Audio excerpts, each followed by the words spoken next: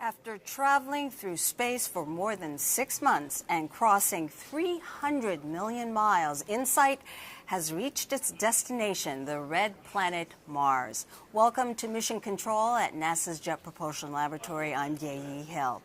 Less than an hour from now, InSight will begin the most harrowing 6.5 minutes of the entire mission, EDL, Entry, Descent, and Landing. The team is as prepared as it can be, but who knows what Mars has in store today. The crew's mission support area is filled with engineers monitoring the situation, and for the first time during a Mars landing, you can be in the room too. We have a 360-degree camera in this control room, allowing you to experience the landing right along with the team. There you see it. And to look up the link, just go to the InSight watch page you see there on the screen. And this mission has actually 2 control rooms. The second is at Lockheed Martin Space outside of Denver, Colorado. Engineers there are on Console 2. Plus, people all over the world are tuning in at museums and libraries and other locations, including this one at the Pasadena Convention Center, and that is where friends and family are watching right now. There will also be an opportunity to watch in New York City. There they are cheering. There will be also an opportunity to watch in New York City when landing coverage gets displayed on the NASDAQ tower you see there in Times Square. And of course, if you are watching, please snap a picture and share it with us using the hashtag MarsLanding. We'd love to see it. Now I'd like to introduce you to NASA Administrator Jim Bridenstine.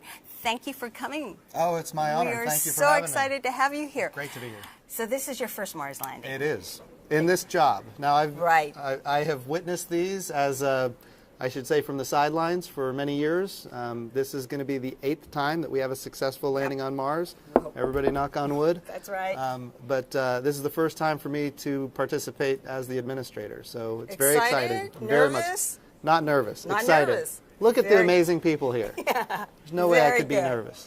All right. So we hope to have you back on set after landing and maybe take a couple of social media questions. Absolutely. All right. If you would like to ask the administrator a question, use the hashtag AskNASA. And before you go, you did ask about the Lucky Peanuts. Yes. So this is your bottle to take in there. Happily munching on these. All right. Thanks for joining Thank us.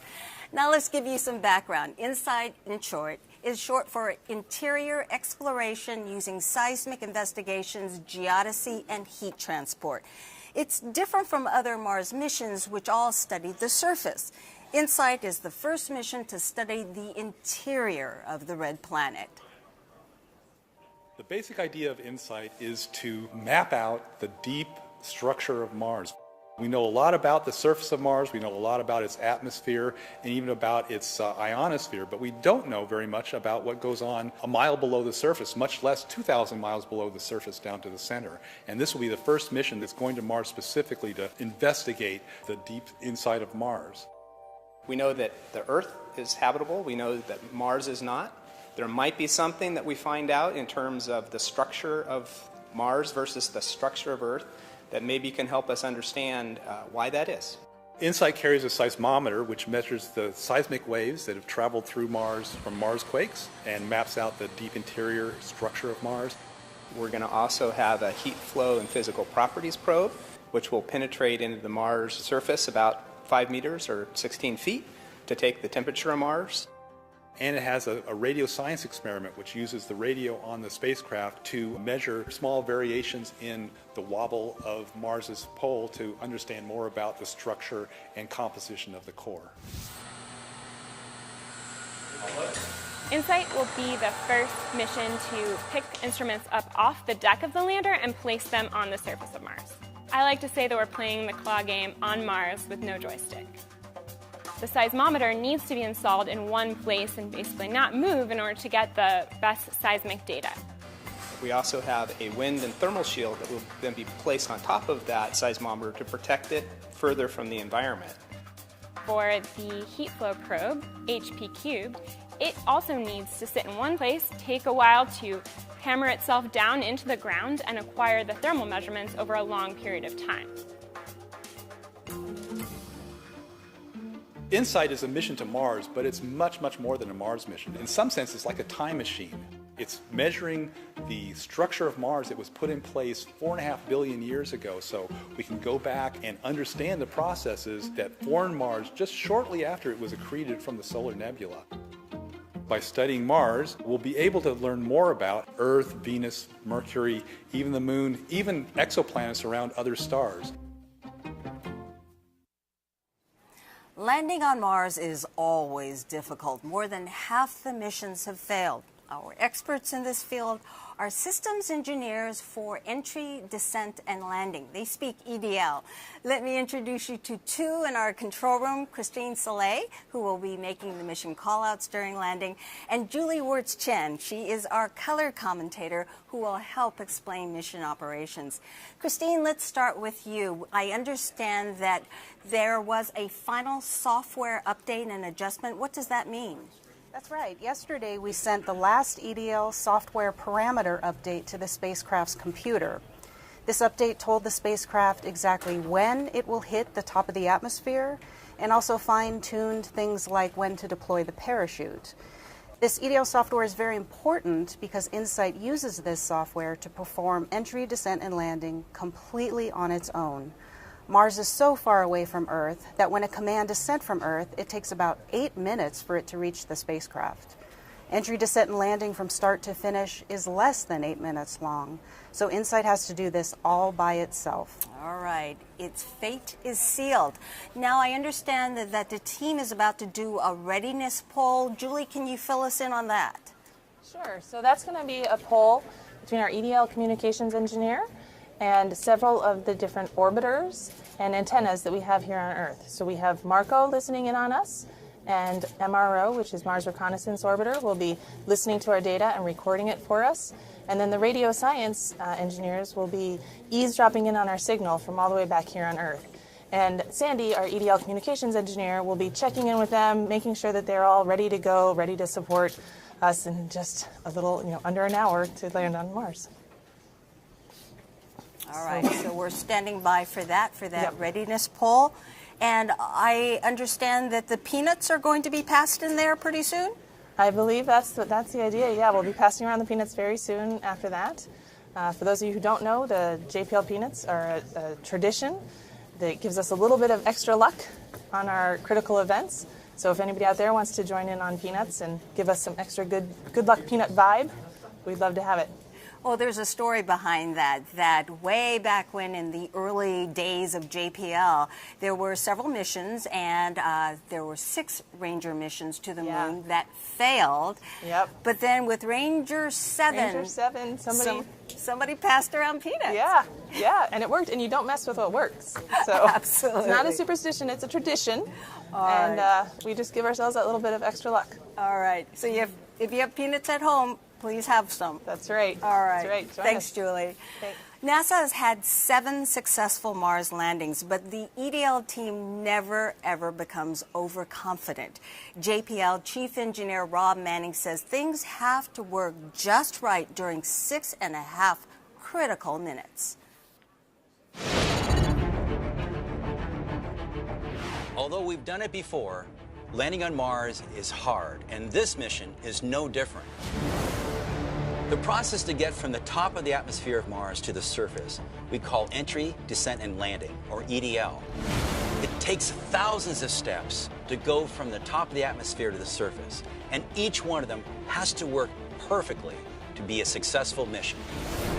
The process starts well above the top of the atmosphere of Mars.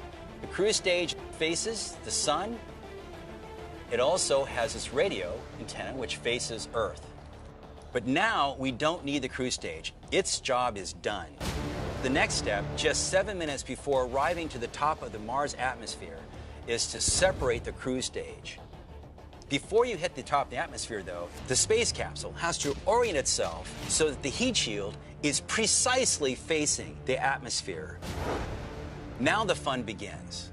The vehicle is moving at nearly 13,000 miles an hour, but it's hitting the top of the atmosphere at a very shallow angle, 12 degrees. Any steeper, the vehicle will hit the thicker part of the atmosphere and will melt and burn up. Any shallower, the vehicle will bounce off the atmosphere of Mars. At the very top of the atmosphere, it's about 70 miles above the surface of Mars, and the air is starting to get thicker and thicker and thicker. As it does that, the temperature on that heat shield gets well over 1,000 degrees centigrade, enough to melt steel. Over the next 2 minutes, the vehicle decelerates at a backbreaking 12 Earth Gs, from 13,000 miles an hour to about 1,000 miles an hour. At about 10 miles above the surface of Mars, a supersonic parachute is launched out of the back of the vehicle. 15 seconds after the parachute inflates, it's time to get rid of the heat shield. 6 pyrotechnic devices fire simultaneously, allowing the heat shield to fall and tumble away from the vehicle, exposing the lander to the surface of Mars. 10 seconds after the heat shield is dropped, 3 pyrotechnically deployed legs are released and locked for landing.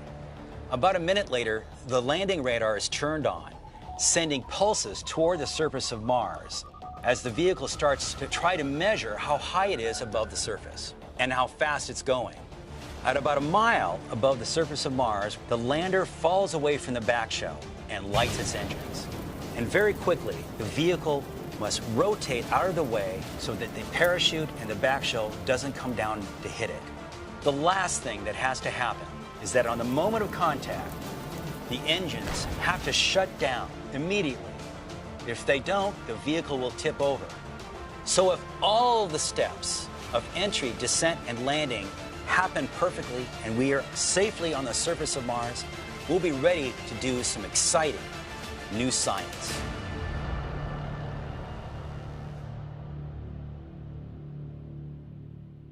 Later on in the program. Meantime, let me introduce you to someone who has been working on InSight for 7 years. He's the project manager, Tom Hoffman.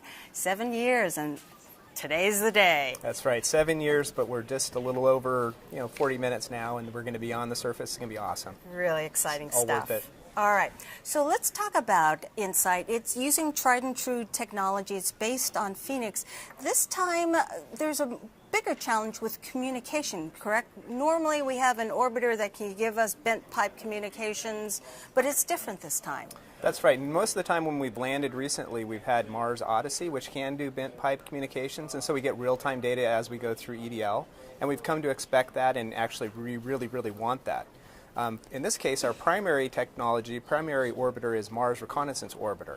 And so what that's going to be doing is actually, will be listening to us on the UHF. If you go to the video, you can see this. MRO will be listening to us and be getting all the primary data, and it will send it back to us, unfortunately, only at 3 hours after we land. So it doesn't give us the bent pipe live information. It doesn't. And we have a couple of other sources that we're looking at. We have a Green Bank Observatory in West Virginia, Max Planck Observatory in Effelsberg, Germany, which will be giving us UHF, but those only give us a couple of different points in time. And so we did something kind of cool this time. We brought along a couple of CubeSats called Marco. And so hopefully they're both working great today. Oh, fantastic. So we're hoping that they're going to continue to work all the way through EDL, and they will be giving us real-time feed. So we can show how that works on the next video here. There they are. So you can see here's InSight with its crude stage, getting close to Mars. But we have 2 stalkers following us. They've been following us since we launched. They launched on the same launch vehicle as us. And so you can see the green there is we're sending UHF signals to them. And then they turn that around and send a much stronger signal back to Earth. We can't communicate on UHF direct to Earth with a signal that tells what's going on in the spacecraft, but Marco can. If it works for us all the way down to the surface, we're going to have some great information coming from Marcos. So Marco is basically trying to fill that gap that we would have had if we had live communication coming down to us. Absolutely. So if it does not work, does it affect InSight's mission at all? No, not at all. We'll just be doing a little more nail biting, but right now it looks like it's going to be working, but it doesn't impact InSight at all.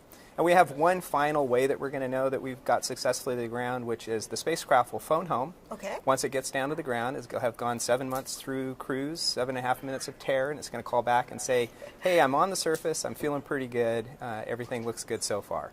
And also to prep the audience, they're not, even after landing, we're not out of the woods just yet, correct? Not just yet. We have one more step that we have to do. We have to let the dust settle, quite literally. We're going to kick up a lot of dust when we land.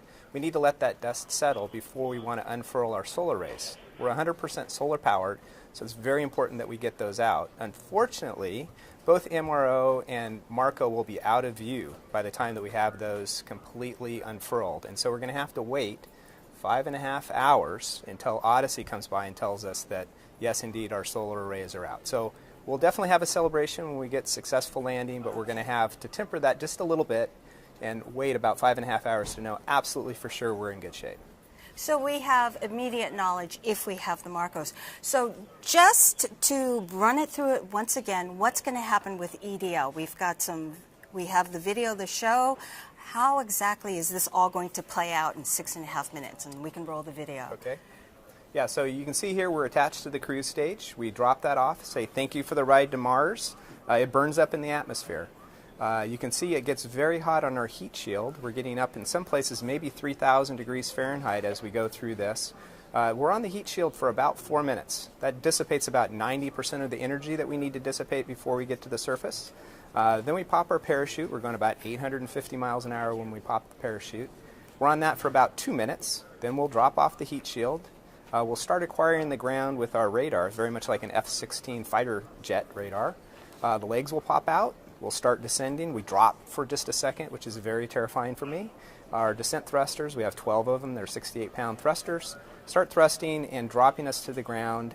And slowly, slowly, we drop down, going only 5 miles an hour. So in that 6.5 minutes of terror, which is a little less than the 7 minutes, so that's great for me, we go from 12,300 miles an hour at 75 miles above the surface of Mars. We get to the surface, we're at 5.5 miles an hour. That's amazing. That is absolutely amazing. Well, before you go, Tom, there was a couple of pictures we wanted to show you. We have watch parties taking place all over the country, and let's see if we can put one of these watch parties up for you to see. This is from Ohio. This is a person who has a watch party. It looks like in a classroom. That is so awesome. Isn't that great that folks are watching with us? Yeah, I know people all across the globe are watching this, and we really want to put on a good show for them today. All right. Well, I'll let you back in the room. All right, I got to get back in there. I know you're excited. All right, take care. Thanks for joining us. Thank you.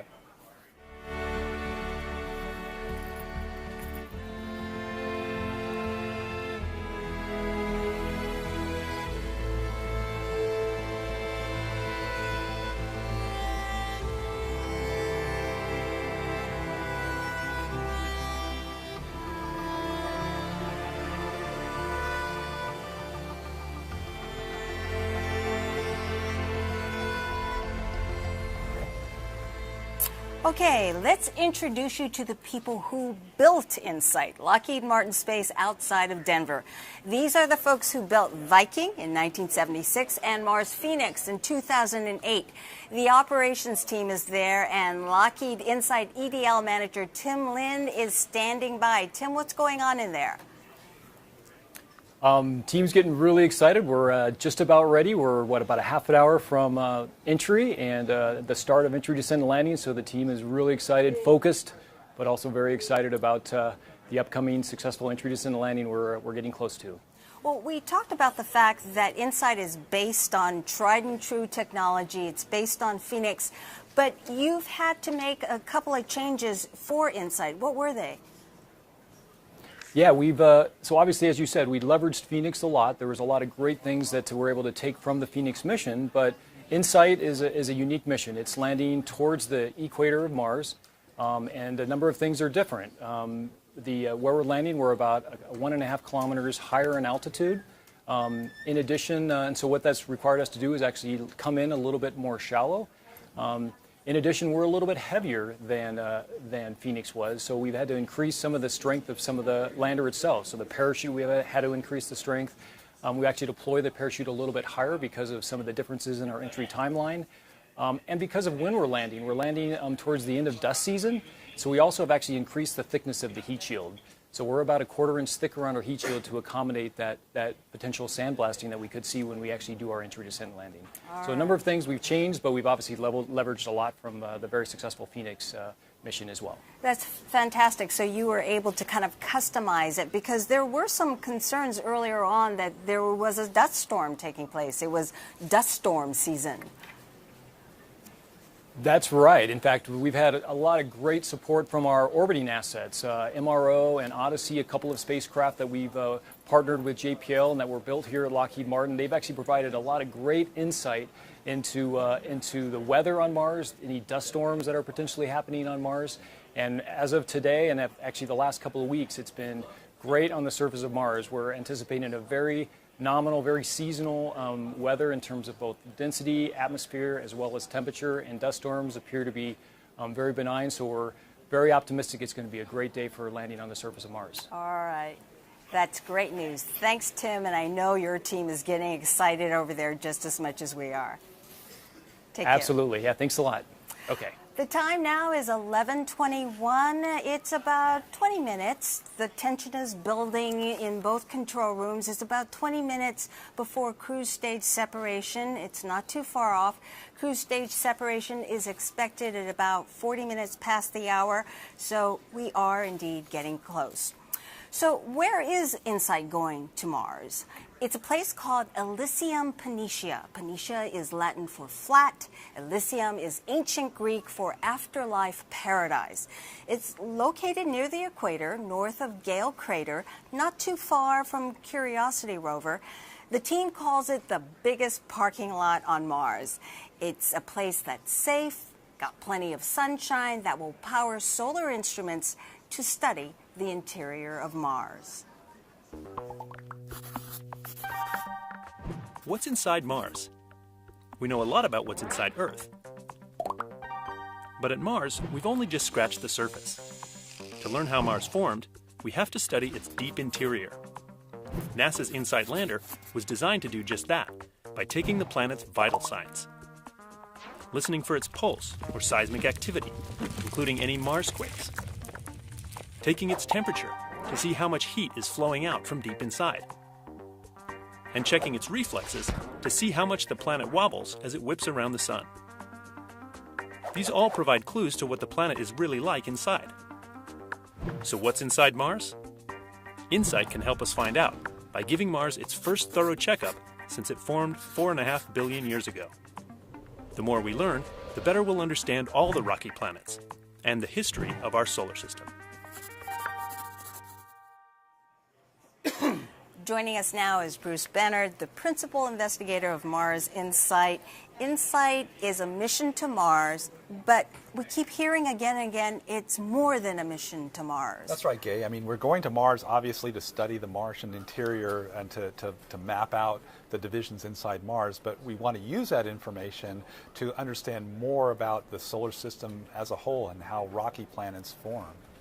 And rocky planets, we have an image to show folks. So we're talking about Earth, the Moon, Mars. Mercury, Venus, yes, the planets of the inner solar system that are made mostly of rocks. And they all share the same basic structure with a dense iron core, a rocky mantle, and then a crust of lighter silicate rocks. But the very details of the thicknesses of those layers, the sizes, and the compositions give us a lot of clues as to how those planets form and why they went down very different paths into the different planets we see today. So explain to me, we are going to have a lander, you're going to be on the surface. How will you be able to study the interior?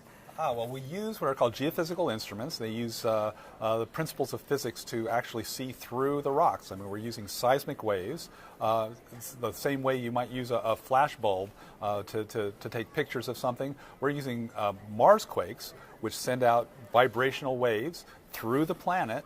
And as they go through the planet, they reflect off boundaries, they get bent, they change their velocity, and it changes the wiggles that you see on a seismogram. When we go through the planet, you can see that here it hits the various boundaries and those waves are reflected. Sometimes they're bent.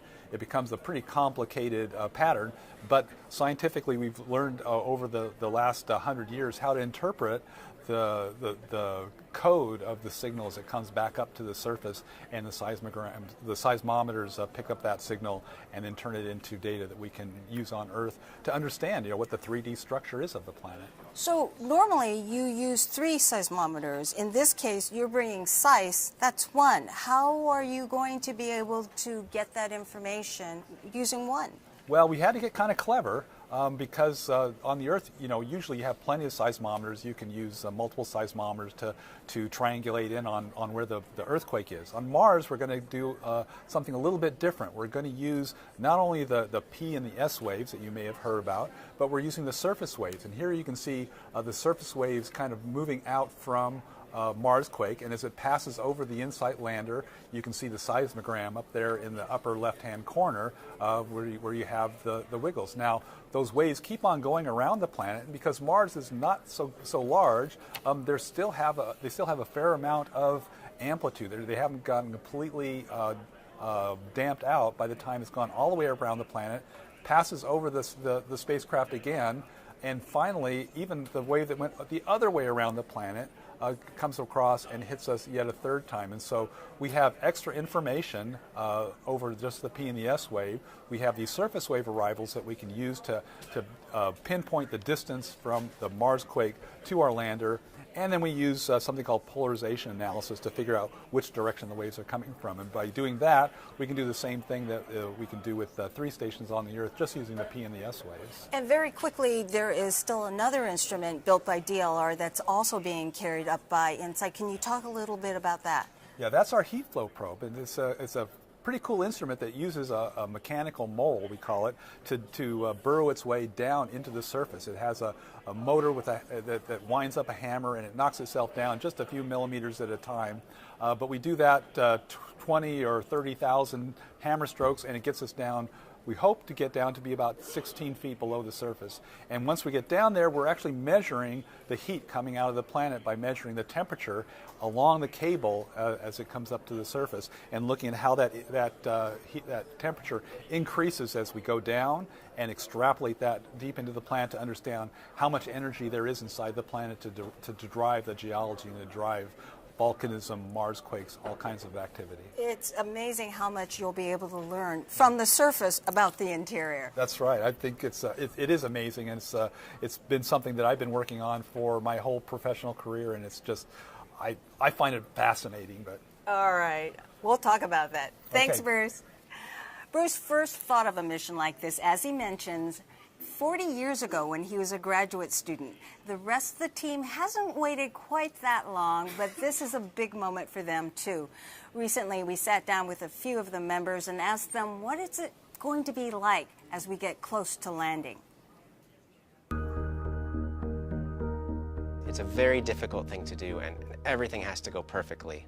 As humans, we've sent 17 different missions to the surface of Mars, and 10 of them have crashed. Before we can land on Mars, we have to get to Mars. How do we get to Mars?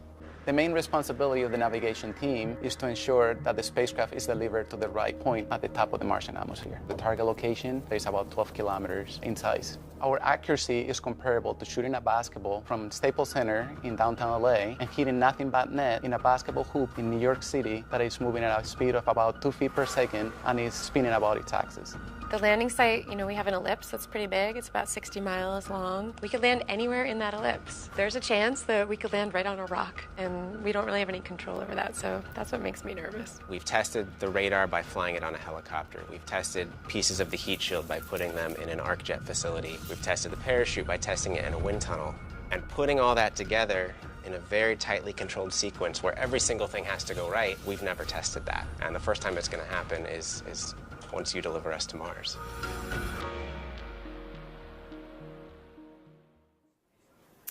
It is about 11:29 a.m. Pacific, and you're watching live coverage of the InSight landing from NASA's Jet Propulsion Laboratory in Pasadena, California.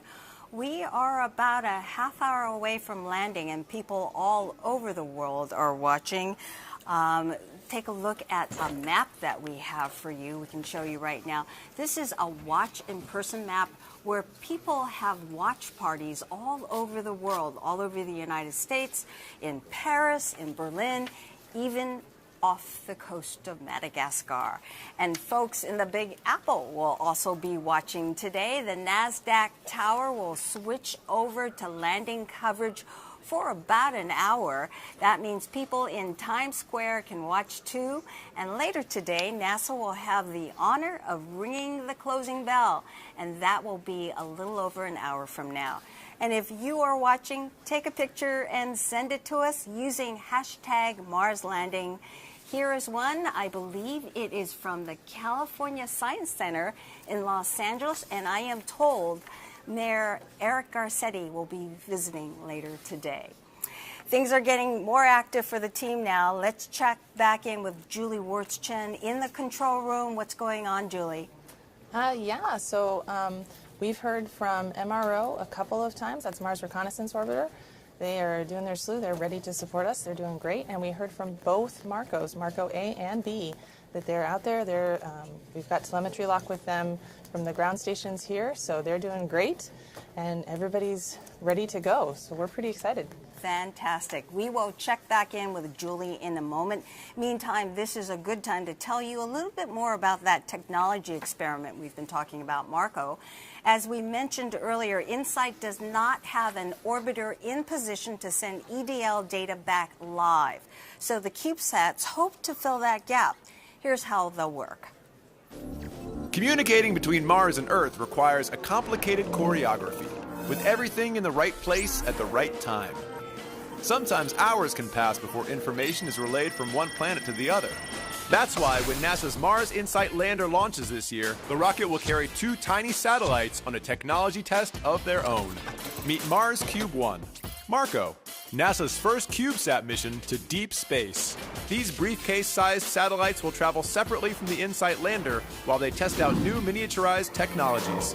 And if they make it to Mars, they could relay information back to Earth about InSight's descent and touchdown, and do it in mere minutes.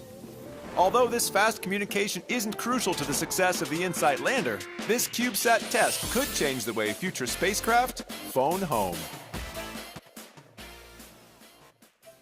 All right, let's check back with Julie to see if the Marcos are indeed ready to support and listen for InSight. Julie, what do you know? So they are ready to go. I haven't heard about their slew coming up yet, but they are ready to go. We've heard from them. They're both healthy and they're both doing great, which is just wonderful news.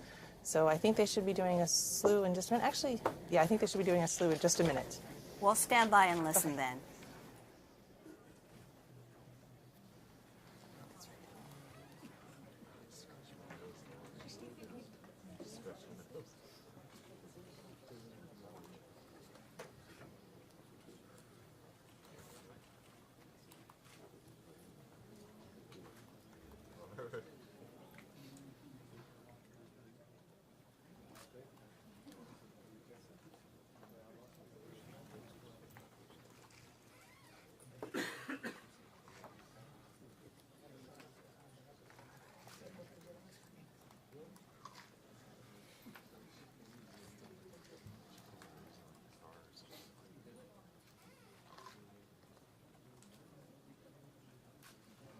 Oh, they're separated? No. You got me going until I spun it.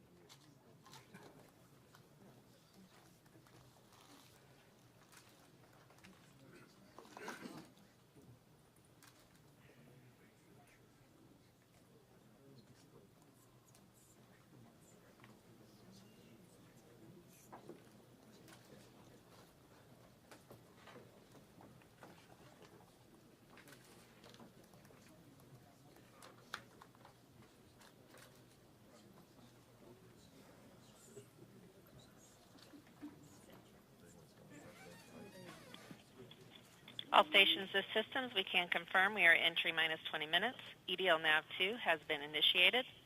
The star tracker has been powered off.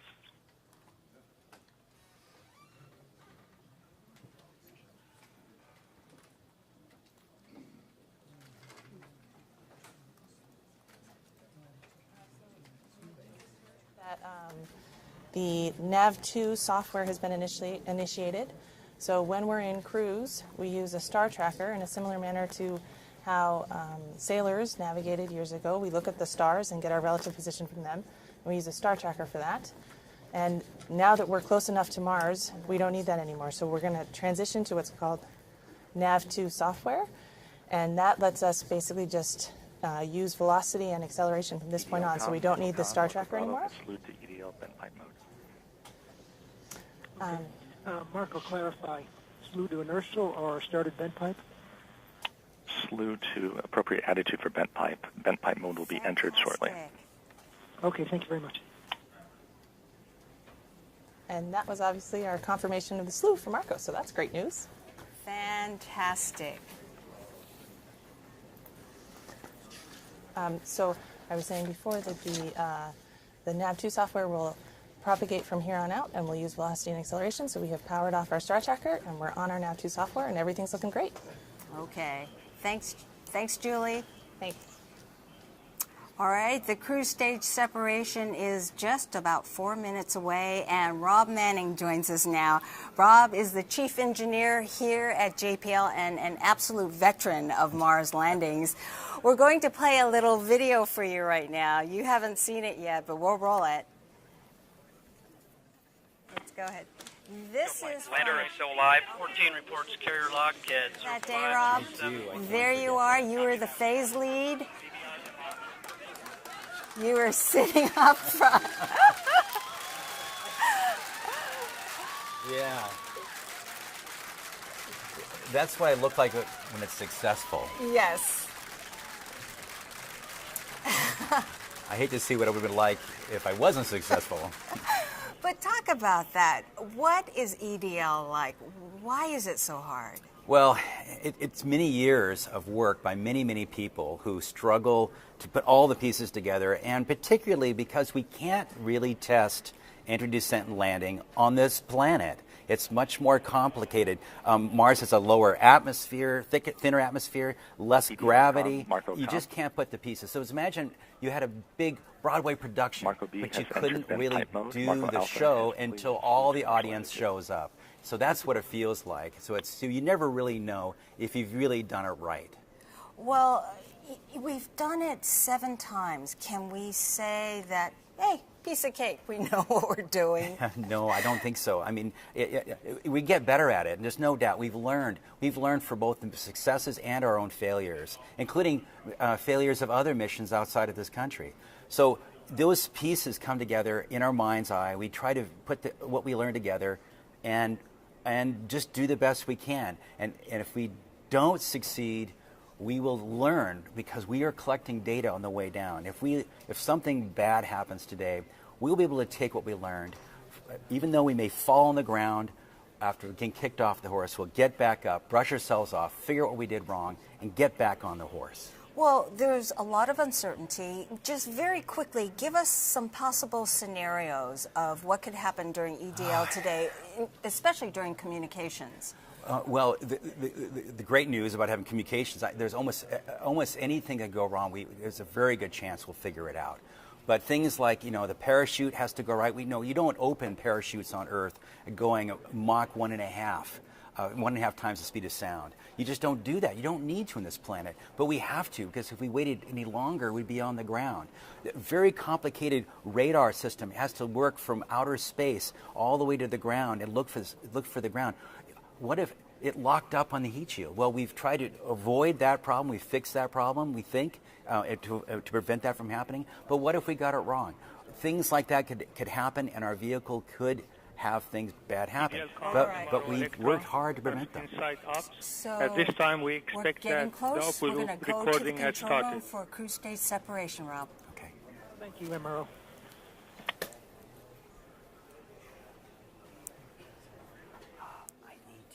I need to take off common.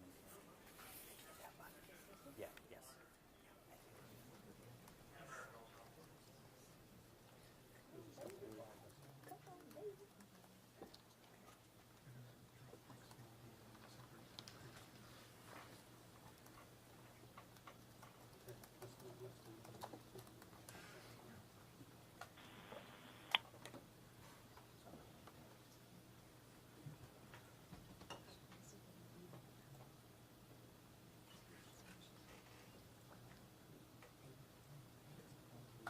InSight systems, EDL Go ahead.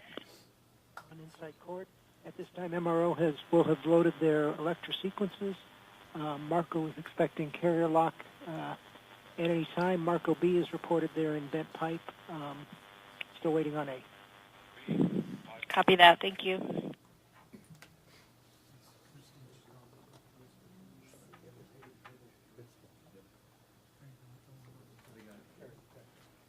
Radio Science report, UHF carrier detected. EDL con, Marco Alpha is in bent pipe mode. Marco Bravo has locked on the carrier. Marco Alpha has also locked on carrier.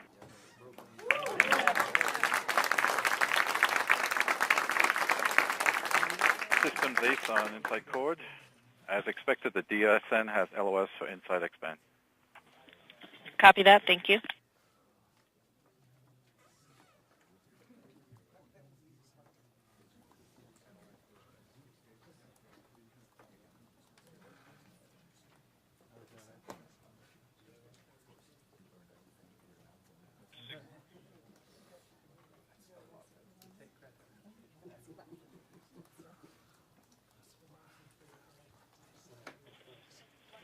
All station InSight systems on InSight Cord. DSN has lost the X-band signal from InSight, indicated expected cruise stage separation.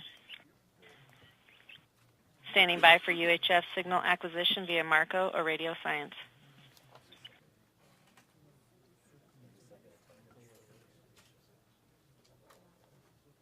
We are about 5 minutes from entry and have confirmation we've lost the X-band signal from InSight. This was expected because we have transitioned from the antenna on the cruise stage to the UHF antenna on board the spacecraft. Ground stations have detected the UHF signal and Marco has locked on the signal. This confirms that InSight is transmitting UHF signals as expected. InSight telemetry through the Marco relay is not expected until about 2 minutes before entry.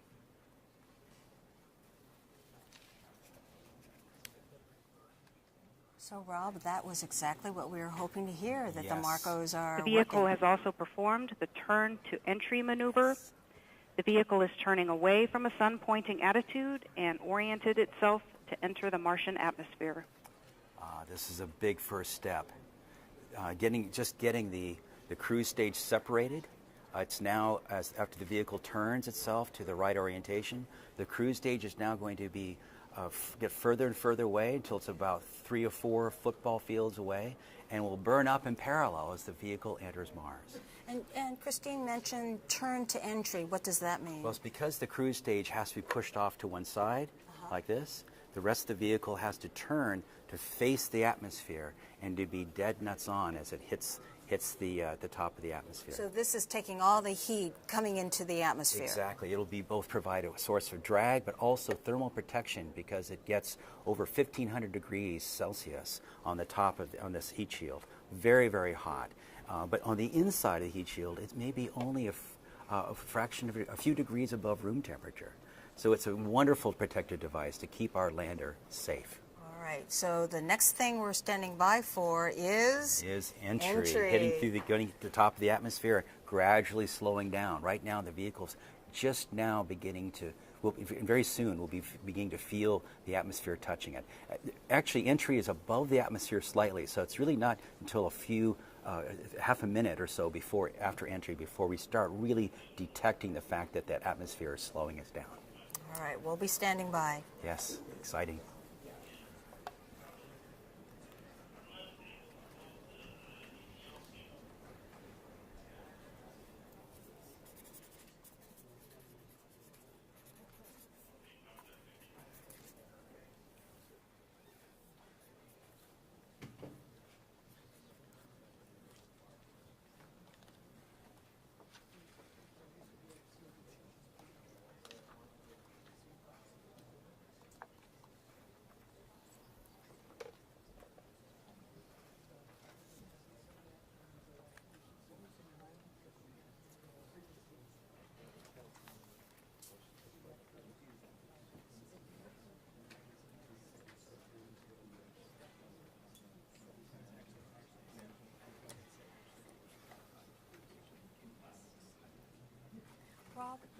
Entry is scheduled for 11:47. The cruise state SEP and the entry times are locked in, correct? They are. They're locked in when we selected the target and aimed the vehicle very precisely. That allows us to know exactly when we hit the entry point, which is 55 kilometers from the center of Mars. So we know those times are locked in, but what about all the other events that take place in EDL? Radio Science reports dropping carrier power as EDL-com, expected. Marco A and Marco B have telemetry.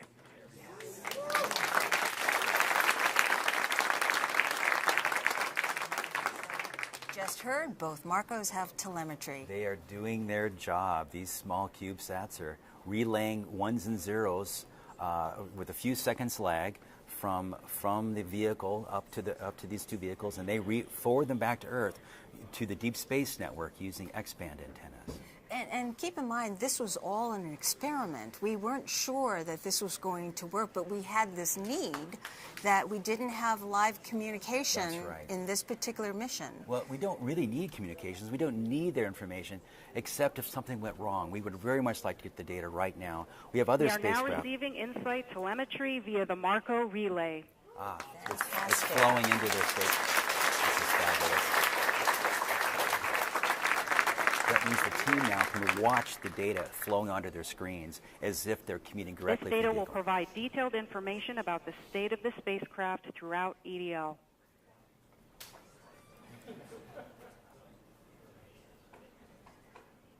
We were on pins and needles waiting for that because we weren't really sure.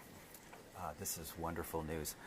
This will allow us to give some, if this continues working all the way to the ground and beyond, we might even see a first picture from the surface of Mars. Wouldn't that be great?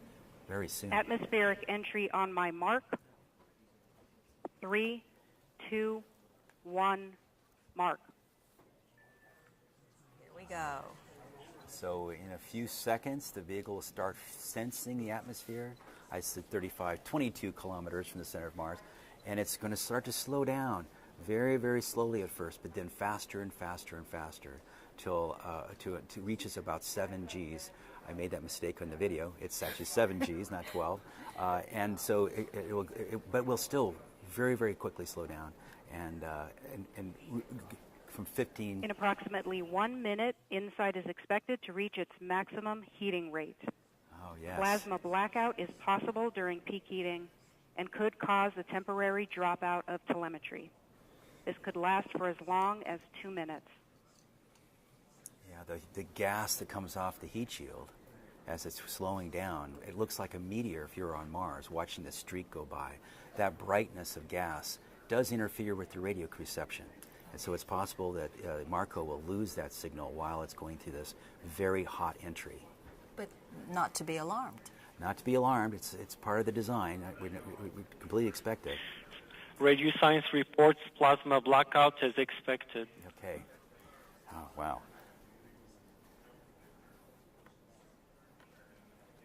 Ground stations have reported plasma blackout, still receiving InSight telemetry via Marco. Marco Alpha has carrier interruption. InSight should now be experiencing the peak heating rate. Portions of the heat shield may reach nearly 3,000 degrees Fahrenheit as it protects the lander from the heating environment. That's hot. Marco Bravo shows carrier interruption, but still in lock.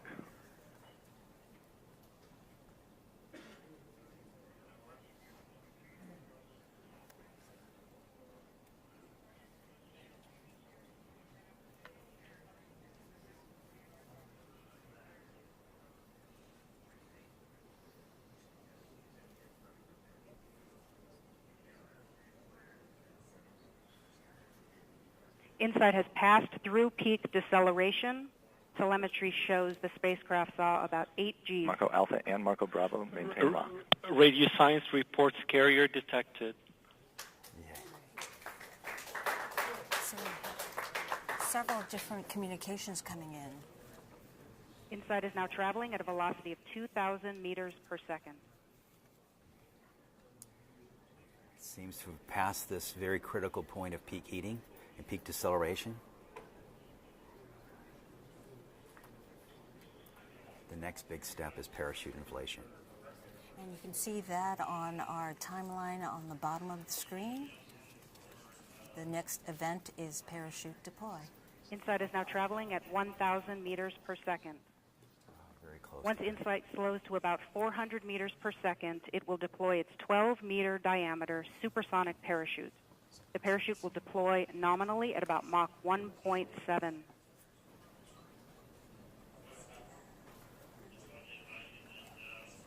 Standing by for parachute deploy.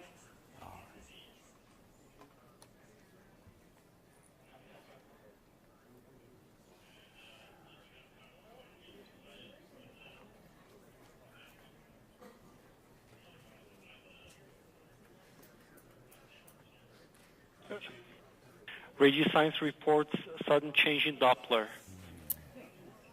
Ground stations are observing signals consistent with parachute deploy. Marco Alpha, Marco Bravo, maintain lock status. Telemetry shows parachute deployment. Radar powered on.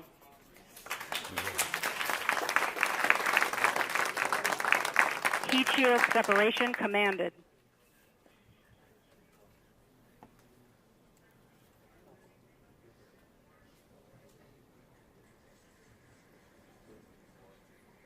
This is really good news so far. It's fantastic. I'm on pins and needles. We have radar activation, where the radar is beginning to search for the ground. Once the radar locks on the ground and InSight is about 1 kilometer above the surface, the lander will separate from the backshell and begin terminal descent using its 12 descent engines.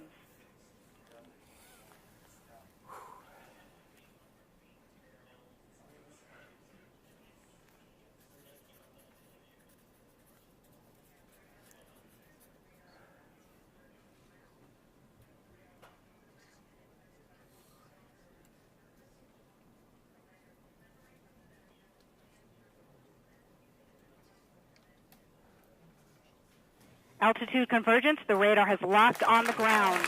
Yes. Standing by for lander separation. Carrier interruption on Marco Alpha and Marco Bravo. Lander separation commanded. Altitude 600 meters. Gravity turn, altitude 400 meters. We're getting there. 300 meters. 200 meters, 80 meters, 60 meters, 50 meters, constant velocity, 37 meters, 30 meters, 20 meters, 17 meters, standing by for touchdown.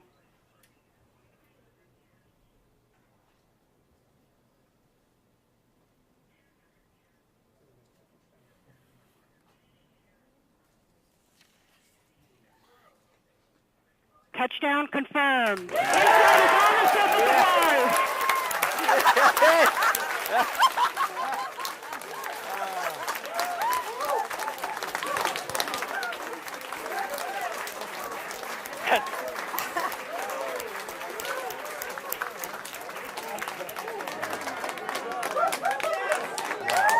Wow. That's fantastic. This never gets old. No, it doesn't, Rob. Control what a room relief. just erupted. Fabulous, Shaking fabulous. hands with the Marco team there. Christine, you did great. Tim Preiser, one of the key designers at Lockheed. Sandy Krasner, what a great team. What a great.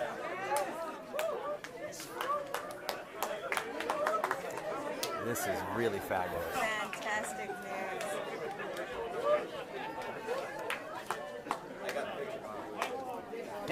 Thank you. Lots of fist bumping going on in there. What a relief. We've cut over to the camera over in Times Square. Boy, people are weathering the rain to see this.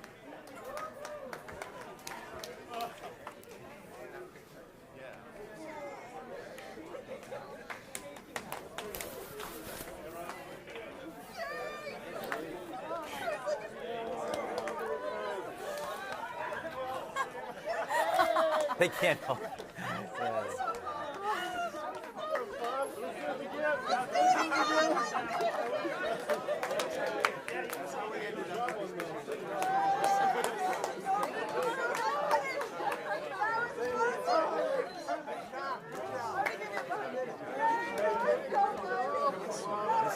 This is the hardest part. Getting to the surface of Mars is very hard. This thing has a lot more to do, though. There's a lot more to go on both today and the days that follow before the science can begin. But just getting a vehicle from Earth to the surface of Mars is no mean feat. And Rob, could you talk about that? I mean, just the mere accomplishment here that we're seeing. You have to understand that this vehicle is very complicated. It uses 12 engines. Each of those engines are pulsed 10 times a second, producing these little tiny impulses, almost like little bullets that keep the vehicle going at a constant velocity as it approaches the ground, and still going over 5 miles an hour. So those legs feel a fair amount of crush. We still don't know the state of the vehicle right now. We need to look to make sure there are no rocks nearby. The solar panels will be in just a few, in about 5 to 10 minutes, will begin to open up. They're waiting for the dust to settle, because the dust there's certainly a lot of dust being lifted in the air around the vehicle right now, which is now just settling. So we're standing by after touchdown. It waits a couple of minutes to give us an X-band beep. And so we are standing by for that. It's a communication that comes directly to Earth from InSight. Yes. And it goes to the Deep Space Network. There's also something that might be happening now, if we're very lucky. InSight might be able to relay an image or a partial image taken just a couple of minutes after landing. So I'm standing by hoping to see that. But if that doesn't happen, we'll certainly get more images later in our Odyssey pass in about 5 hours. We see Bruce Banner waiting for it. They're I don't know if they see it yet. They're waiting. That's Justin Mackey and Bruce Banner looking carefully at the cameras to see what they might see. Waiting for the image to come back. So this is the first image from InSight itself. InSight is taking a picture with one of its 2 cameras. Yes. It's probably a view of what's directly in front of the spacecraft, right in front of the lander. This is a camera that it would be using to figure out, is this a good space? Exactly. Is it a good place to put down our instruments? So it is going to take an image and then send that image to the Marcos. The Marcos, in turn, will relay it back down to Earth. That's correct. They got it. Oh, now let's just wait. Let's see what they saw. There it is. Whoa, right.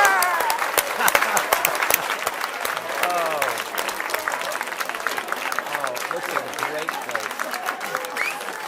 That's a good scene. That's not far from where we'll be able to deploy the instruments.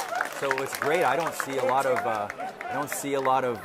Let's explain that image. Now, this image has a dust cover on top of it. EDLCom, we have lost the signal for Marco. You can see potentially a lot of radio science a lot of debris reports that might be on the camera lens. for UHF. So we don't know what I'm looking Thank at. you, everybody on EDLCom. All right. Yeah. Yay, Marco!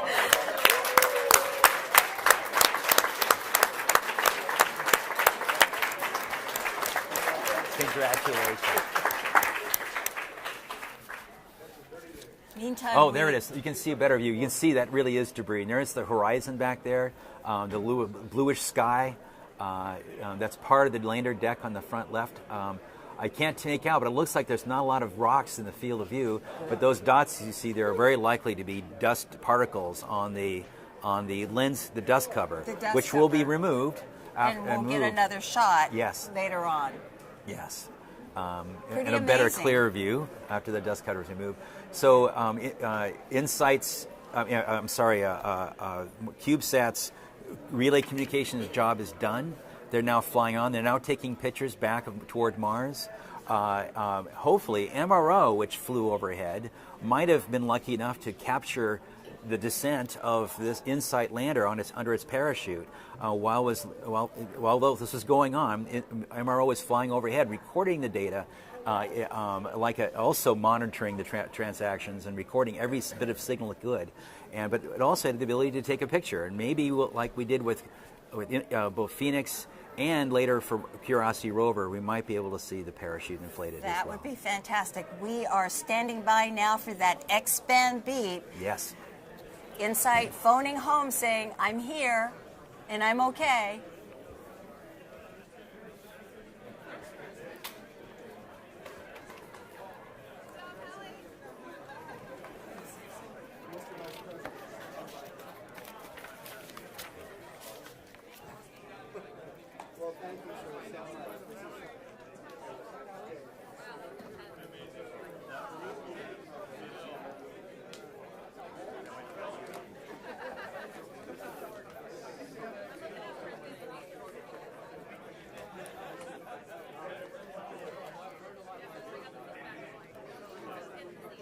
Systems Ace on InSight Cord, the DSN and X-band.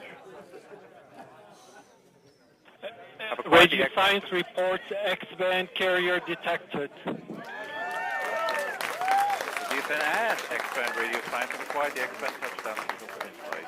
X-band signal continue for 4.5 minutes with InSight in nominal mode. Copy that. Thank you. Flawless. Perfect. Flawless. We've got the beep. This was perfect case scenario. This in is my book. This is what we really hoped and imagined in our mind's eye. Though we spend most of our visualizing all these bad things can happen. That's true, sometimes things work out in your favor, and we'll look very carefully at the data to see what might have, how well it went. But it certainly looked like it was a very successful and perfect landing. We'll have to see as we get more data how well things go, and as the vehicle proceeds, the solar panels will be deployed. Hopefully, we're not on a tilt. It doesn't look like we are, but from the image. But the solar panels will be deployed safely, we hope, and we'll get confirmation of that around 5 o'clock local time here in about 4.5 hours, 5 hours from now. And this is such a difficult feat in that, because of the one-way light time, there is no way that any of these engineers could possibly control the vehicle. No. It all has to be done in commands and software. We have to train it to do this work on its own. Radio Science reports nominal carrier 30 seconds past the first acquisition. So we're all nominal on the surface. So the vehicle is completely nominal, reported nominal. It's happy. The lander is not complaining. We had a way to tell us if it was unhappy, and it wasn't. It's not unhappy. It's in a normal mode, and so it's going to chug along for the rest of the afternoon on Mars and finish the activities. All right. Well, Rob, I know you're anxious to get in and congratulate the crew. Thank you so much for sitting here and helping us out. Explain EDL. Thank you. All right. Well, I'll let you go and go congratulate your friends. Thank you. All right. Take care.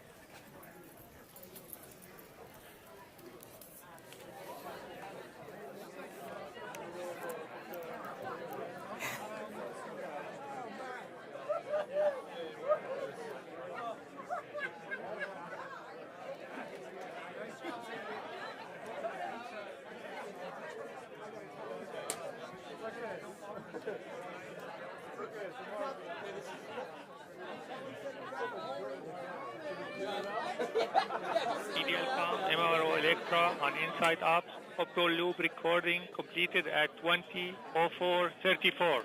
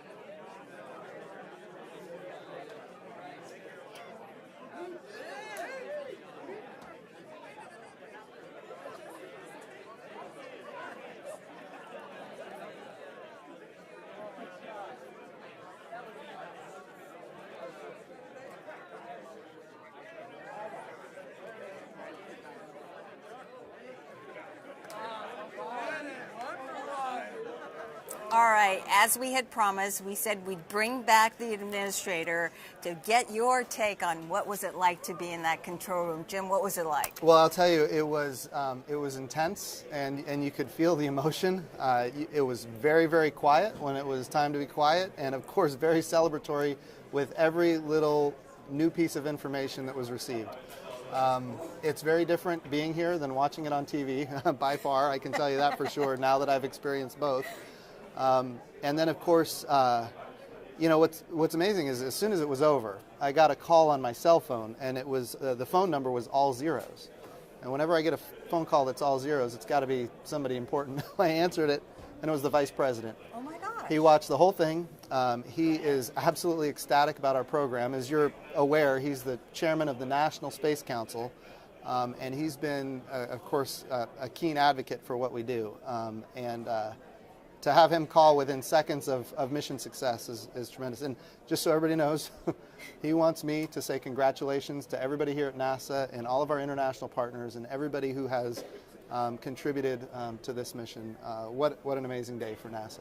It is an amazing accomplishment in that this is something that is happening millions and millions and millions of miles away, and these people are able to do it. Incredible. And what's fascinating is the whole time I'm watching it, I'm thinking every milestone is something that happened 8 minutes ago, because that's the time lag to get a signal from Mars to Earth. Yes. And so it's kind of it's exciting, but then you have to step back and realize that this has already occurred in history. So it's a unique experience, incredible, and just the enthusiasm here is incredible. So what's for the future? Looking ahead, 2020? Well, let's get through December. So for the rest of we think about what's happening next. December 3rd, we're launching another American astronaut to the International Space Station. So that's going to be a big achievement, and it's going to be on a Russian Soyuz rocket that the last time we launched a human was not successful. That was scary. It was scary, but we figured out what the problem is. We're moving forward, and now we've got that underway December 3rd. Going forward from there, we're going to get the first science data back from the Parker Solar Probe on December 7th. So that's not too far away either. And then we've got OSIRIS-REx that will be in orbit around Bennu shortly after Christmas. So no shortage of exciting things. And then on January 1st, we're going to fly the New Horizons mission, which for people who are not aware, that's the mission that went to Pluto back in 2014, gave us stunning images and data and information science on Pluto. And now that mission is still going strong. It's in what we call the Kuiper Belt now, which is an asteroid belt well beyond Pluto, and it's going to be taking images of Ultima Thule, which is an object in the Kuiper Belt, which we have never been able to go out there and take images of anything at close range before, and now we're doing it. So you ask what's happening next? I'm sorry I asked. we have right now at NASA, there is more underway, probably than I don't know how many years passed, but it's like, there's a drought, and then all of a sudden there's all these activities all at once. So we're busy. We're going to be working through the holiday, but a lot of amazing discoveries to be made, and we're looking forward to it. It's so funny because our Ask NASA question you basically answered is, does the success of NASA InSight influence the timeline for future manned lunar or Mars missions? Well, certainly everything we learn about Mars at this point is going to help us understand how to do in situ resource utilization. So InSight could actually provide some really good information about whether or not there's liquid water on Mars, and maybe even where it is and how to get to it. We strongly believe that there's liquid water 10 kilometers under the surface of Mars. So the key is, the answer is yes. The more we learn, the more we're able to achieve. And so to get to Mars, yes. But the lunar missions, the President's first space policy directive is to go to the moon, to go sustainably with international and commercial partners. So when we say sustainably, that means we're going to have reusability built into the system. And we're going to test and prove technologies at the moon that ultimately we can replicate at Mars. So we're going to retire risk, prove human physiology at the moon, which is only a 3-day journey, which means if something goes wrong, you can get home safely. We saw that with Apollo 13. But we need to use the moon as a proving ground to accelerate our path to Mars. In the meantime, we're doing missions like InSight to learn as much about Mars as possible. InSight is going to help us understand really asteroid impacts as well, because it's got a seismometer, which is going to help us know how often is Mars getting impacted with asteroids. And if we're going to send humans there, it'd be important to know if those humans are going to experience asteroid impacts. And that's pretty much our goal, is always learn from our missions and build upon those missions. One after another. And NASA has a long history of doing just amazing work in building on its past successes and, in fact, its past failures. That's true. I'll tell you, what an amazing time to be at the helm of this extraordinary agency. Well, we are so glad that you are here to share it with us. Well, again, thanks for joining us. A true pleasure. Thank you. All right, and I'm sure you need to go in there Yes. and celebrate with those folks, but thank you for stepping out for us. Absolutely. Thank you All so right, much. take care. Now, Mars exploration is cool stuff, but if you're not convinced just yet, just talk to the InSight scientists and engineers. No one conveys the excitement more than the people who actually work on the mission. So earlier this year, the outreach team filled up a van and went to 15 California cities. They called it the InSight Roadshow. So we're here in San Francisco at the Exploratorium, and this is part of InSight's Roadshow. Since it's the first interplanetary mission we've ever launched from California, we're actually doing a lot of public engagement activities along California. And we're just talking to the public and talking to them about InSight and getting them excited and sort of sharing information that they probably wouldn't get just from a website. We have Mars globes and touchables kits. We have replica of the actual launch vehicle that's going to be taking InSight to Mars. We have a selfie station with fun props. People can take pictures. Children really, really like Mars. We have a jump station where we invite kids to come in and jump. We have a little seismometer on the floor which measures ground motion. So if students can come and jump next to it, they can actually see their recording on the screen and they make their own quake. I've had people come to me and say, this is the most I've ever understood about a space mission. I'm so happy I came because now I understand what you're doing, I understand why it's important, and I'm really excited. You kind of imagine how it looks, but seeing it in person actually puts it in perspective. She was able to explain a lot of what happens, the cameras, what goes into the ground. It's a great exhibit, both for myself and also for kids that want to learn about Mars. Okay, we want you to meet another Mars veteran here at JPL, our director, Mike Watkins.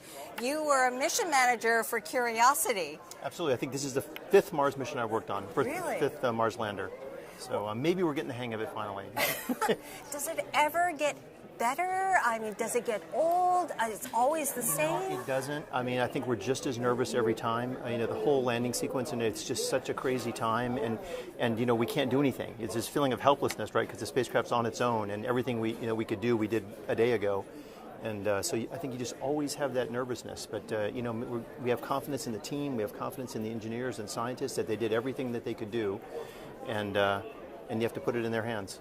And it's our 8th successful landing, so we learn from this, we learn a little more, we do it better the next time, pretty much. Absolutely, and we have had one failure. We learned from the failures too. So in fact, we learned from all the failures from all the missions, even if they're not JPL missions or NASA missions.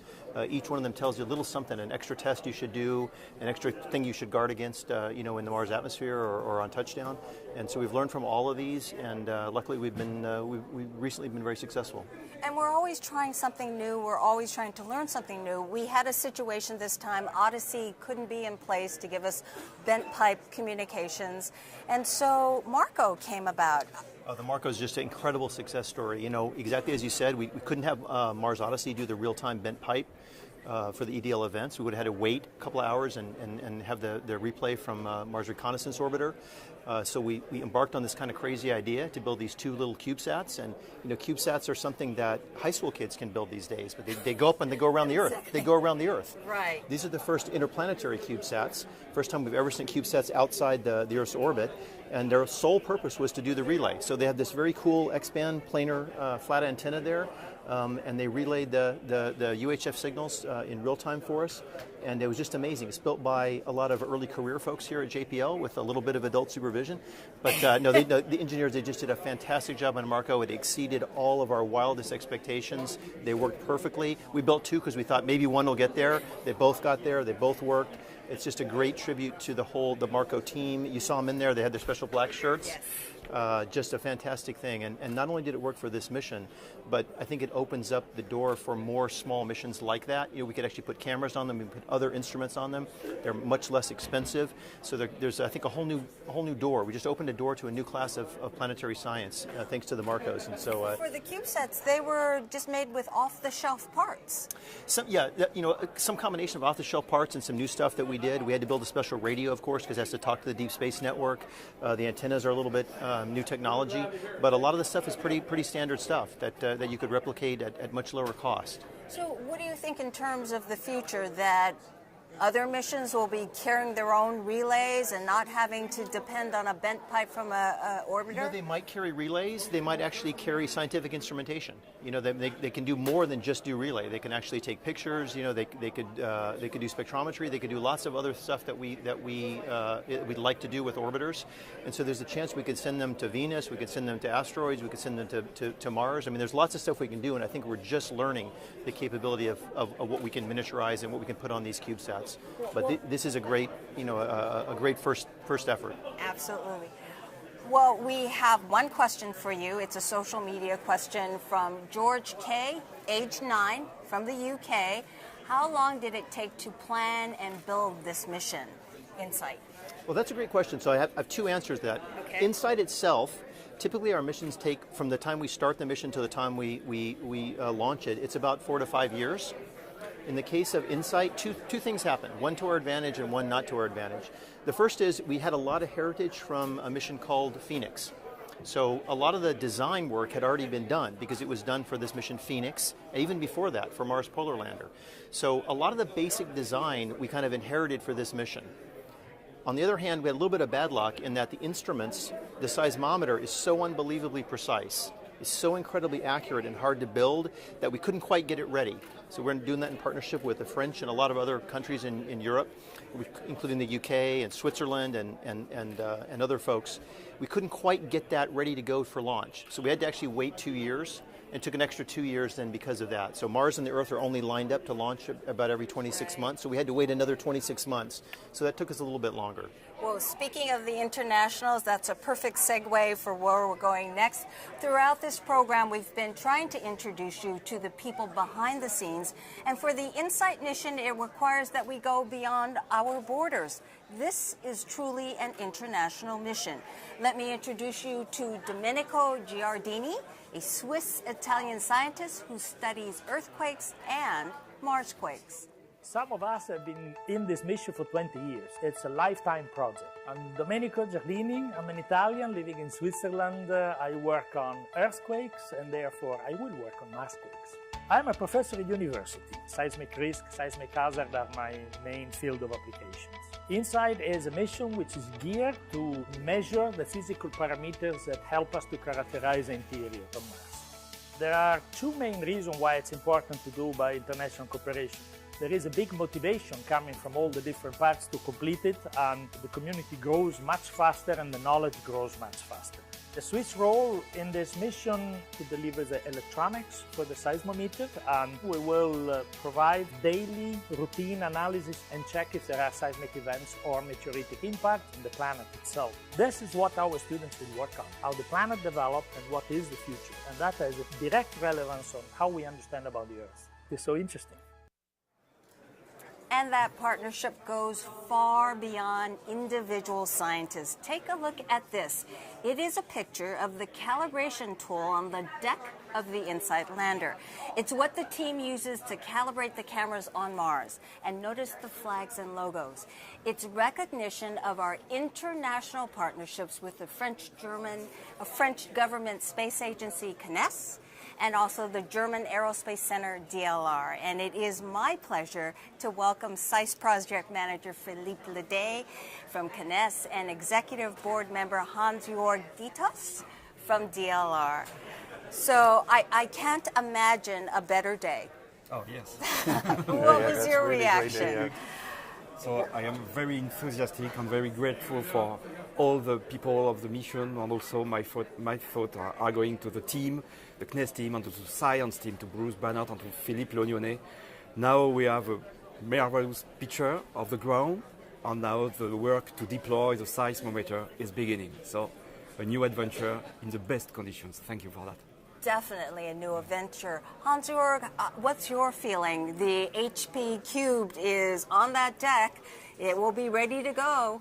Yeah, it's now a job now. But first of all, I'd like to congratulate our partners here in the US. And it was a great day and a great job they did. It's not easy to land on Mars. That's what we know. And it's a dream for me as well. Because the first time that we land on Mars with an instrument, at least as I has experienced it, and so it's a great day, and it was really exciting so far. Now the job starts for us. Well, it's funny, Philippe, you had once said, you're a musician as well, he plays jazz. You see exploration and music very similar.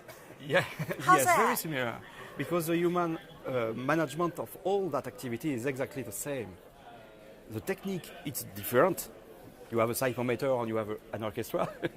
But the whole thing to find the best talents and things like that are exactly the same. And to deliver on time, to be ready, and to have the best performances. Everything is similar. And we should let people know that we won't be able to be collecting science right away. Is that correct? Yeah. We will be collecting science, several months from now? We are beginning, the deployment is going to take about 2 or 3 months. Of course, we will have some data during the deployment, but the best data to make the best science will be about the beginning of March.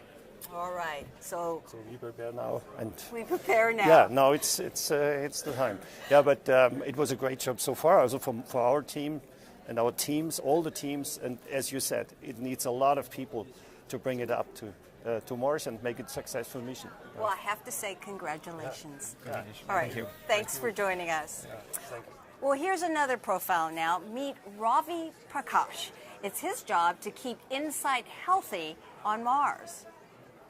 We get to explore the universe and see things that no one has ever seen before. My name is Ravi Prakash, and my job is to keep InSight healthy when it's on Mars. InSight is the first spacecraft that's going to go to Mars and try to understand how rocky planets have formed. Spacecraft team, how's power looking? A healthy InSight spacecraft is healthy batteries. We have heaters all over our spacecraft that keep our spacecraft warm enough so that it operates the way it should. Power is nominal, spacecraft battery is fully charged. We look at these things as well as many other parts of our spacecraft on a daily basis to make sure we have a successful mission.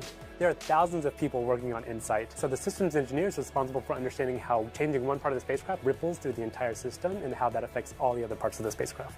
I actually worked at JPL for 8 years and then left for about 3 years to work for a nonprofit where I used my engineering and design skills that I learned at NASA to help people in poverty. I realized that the stuff we do here impacts billions of people around the world. Every single person, whether they realize it or not, has been impacted by NASA technology.